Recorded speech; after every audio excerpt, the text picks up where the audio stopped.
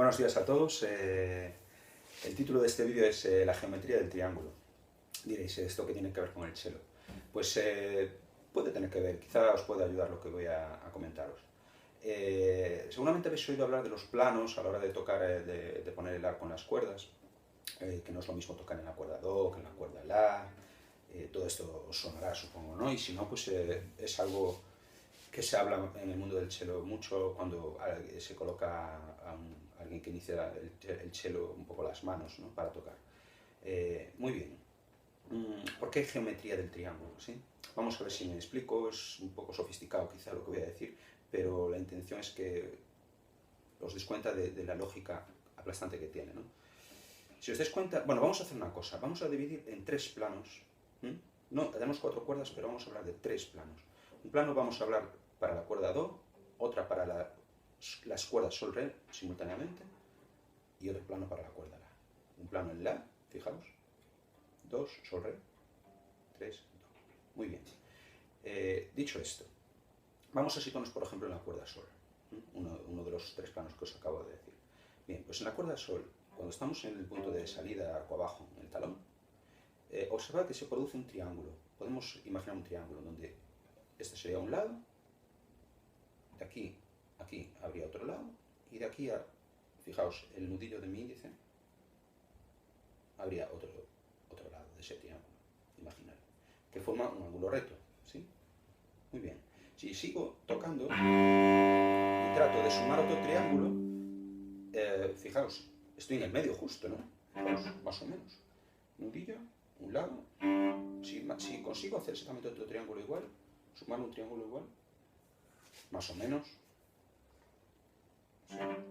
Más o menos, este sería un lado, otro lado se formaría aquí, otro lado igual aquí, y otro lado. Sería la suma de 2 triángulos, ¿lo veis? El de antes, y ahora estoy en el medio, aproximadamente, y estoy en el medio del arco. ¿Qué pasa si sumo un triángulo más? Bueno, por cierto, esto es un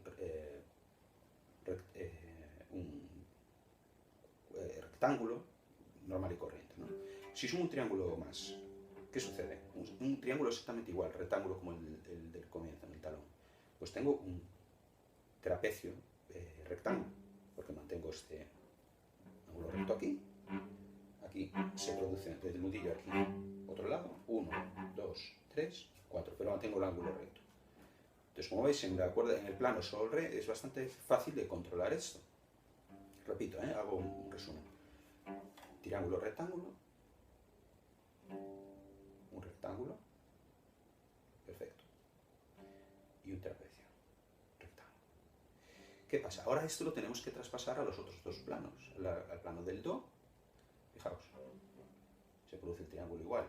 Lo que sucede es que ahora en este caso, en vez de ser un triángulo rectángulo, fijaos, queda un lado, 2 y otro. Aproximadamente este lado y este son iguales, y este es más corto.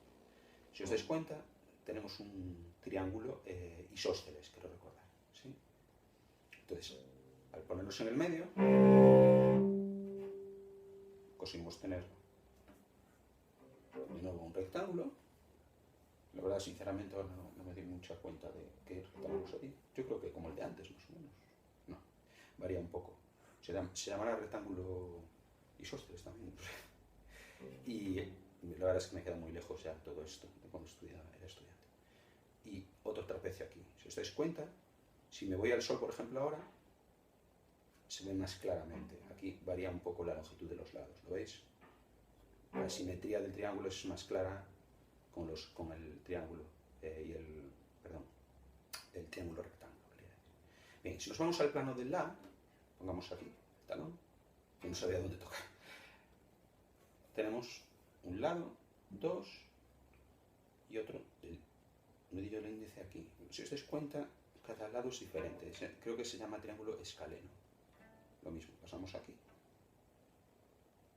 Intentamos reproducir en el medio un rectángulo donde veis que no se produce fácilmente un rectángulo.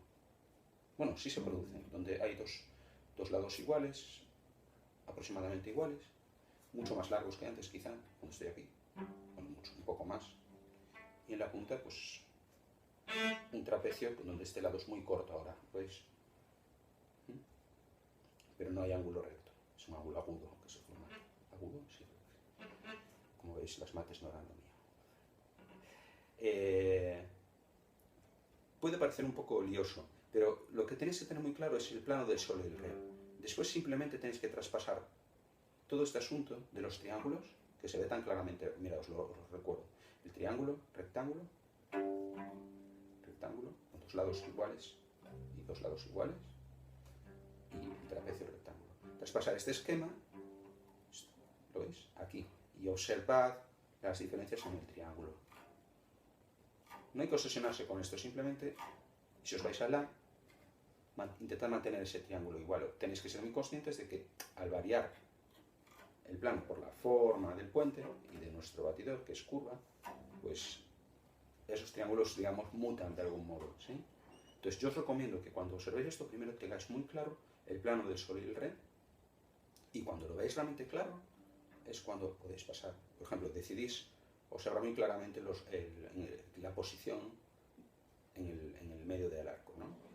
En el plano de sol re, observáis qué sucede cuando vais al la y observáis qué sucede cuando vais al do. Lo mismo en el talón y cómo va mutando ese triángulo o ese grupo de triángulos. Y lo mismo en la punta.